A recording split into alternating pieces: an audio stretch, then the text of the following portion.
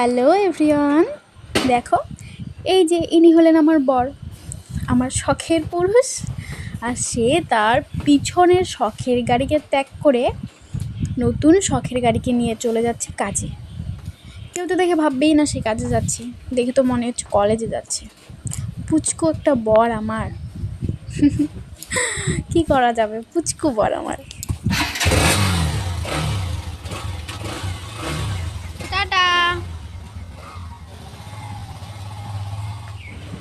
এরপর দেখো সে তার মানিব্যাগ ভুলে গেছে, এসে ডাকতেছে যে আমার মানিব্যাগটা দিয়ে যাও। আমি দিতে গেলাম। মানিব্যাগটা দেওয়ার পর কি হয় তোমরা শুধু সেইটা দেখো। মানিব্যাগটা নেওয়ার পর সে খুলে দেখতেছে তার টাকা ঠিকঠাক আছে কি না। ও ভাবছে যে আমি ওর টাকা সারাইছি। তুমি আমাকে এরকম ভাবো গো? চিনলাম।